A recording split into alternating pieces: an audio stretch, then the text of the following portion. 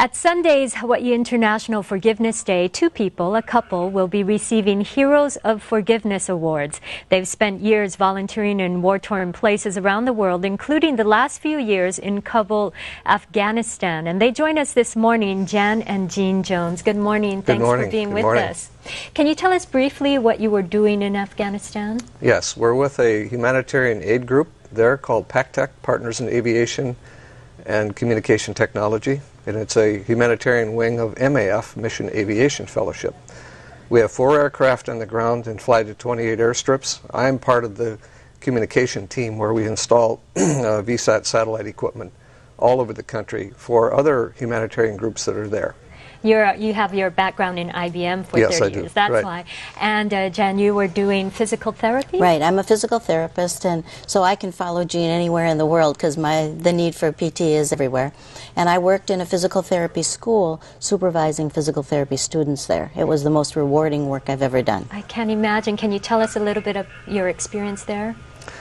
Well, most people think it's terribly dangerous. We just feel like we're called to go there and to work with the people, and so we don't worry about the safety. We're very conscious of the safety issues and whatever. We don't go beyond the regulations that we have, the guidelines that were set out for us. So we're very cautious, but we carry out our work as our team does. We have a team there that's about 40 adults and 46 children and families.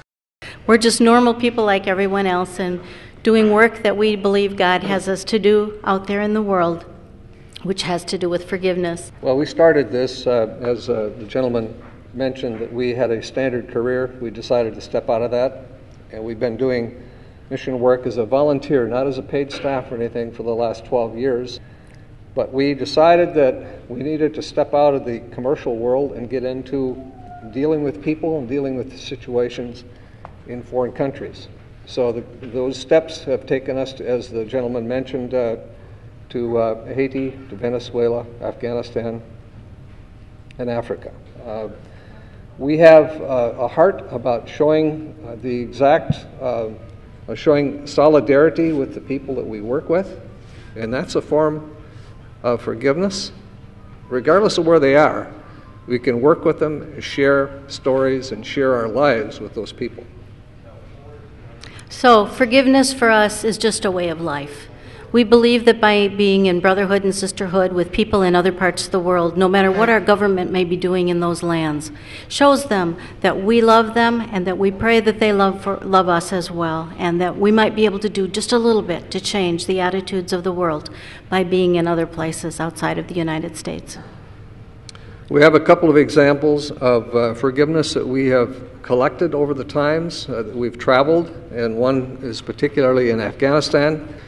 This story is very relevant to the legal system within Afghanistan. There is no real legal system. It's called Sharia law, and it's a common law that the elders of the community resolve the issues. People do not go to the police. They do not go to the parliament.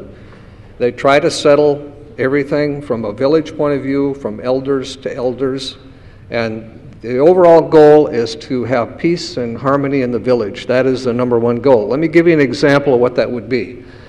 A young man may shoot a man from another family, and that would be, in most of our Western thinking, would be a crime that would have to be punished by someone going to jail and maybe something beyond that. There they simply get the elders together and they figure out what would cause the greatest, or what would be the result of the greatest harmony in the village, and that was the most important thing, as I mentioned. So that example would be whereby the elders get together, they agree upon what this settlement should be and how we bring peace back into the community. And the example would be the man who shot and killed a man from another family. That family, the man who shot the person, would have to pay $20,000 in US dollars, and then maybe give 2 daughters, 2 young girls, to that family that lost the son, that lost the man. That is a different view of what forgiveness is all about in the rest of the world, but that's what it is in Afghanistan. And then the final movement that they have is they put down a stone or a rock commemorating the peace settlement between the two families.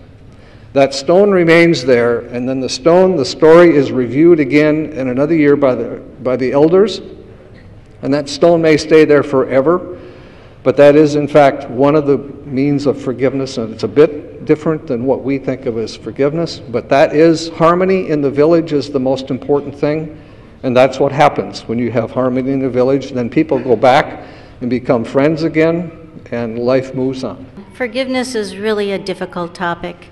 When we first were notified about this award and that we would be coming and speaking on forgiveness, we started to do a little studying. And the more I learned, the more I realized that forgiveness is not a topic, it's many topics. And it goes on in many ways. The example Jean just showed you had retribution with it and remuneration with it. Sometimes forgiveness is just forgiveness, and that's really uncommon. And we've found that many, many cultures throughout the world do not understand just plain forgiveness. So it's a topic that we all need to continue to work on. Okay, I'm sorry that you can't read this slide, but I'll read it to you. This was on the wall of a medical rehab clinic in Kabul. And to the left, to the right, the bottom left, I'll read that one first. Do not value things you have in your life, but value who you have in your life. And the center slide says, when someone hurts us, we should write it down in the sand where the winds of forgiveness can erase it away. And the upper right says, when someone does something good for us, we must engrave it in a stone where no wind can ever erase it. So I'll tell you another story, and this was our PACTEC organization, which is Partners in Aviation and Communication Technology, which is a subsidiary of MAF, Mission Aviation Fellowship. When we first came into Afghanistan, we were not there, but the man who came in, we had some difficulty getting in because the Taliban were resisting that activity. When we were allowed to come in sometime later, there was an accident. A man backed into one of the wings of the Cessna aircraft with a fuel truck. And the Taliban immediately came forward and said, we know who this man is, we'll shoot him, we'll take care of him, don't you worry about it. And John, our program manager at that time, said, no, please don't do that. That's not right. It was an accident. It's not something worth killing someone. And they said, no, we are going to execute him, we'll take care of him. Well, John again pleaded and said, no, please don't do that. We forgive him. And then 9/11 came. The U.S. bombed Afghanistan. The Taliban was in control prior to that time. And then when they were removed from power, we came back in with the aircraft and with the crew. And when we came back in, we needed a place to park the aircraft on the Kabul International Airport. So John had to go to the airport officials, and they told him to go talk to the ramp manager. And John walked in, and guess who was there? The man that backed into the wing had the most effective job there at the airport, and he gave us a prime location to park our aircraft. And in fact, even moved some other groups out of there and put us right next to the UN compound. So that is forgiveness and not shooting.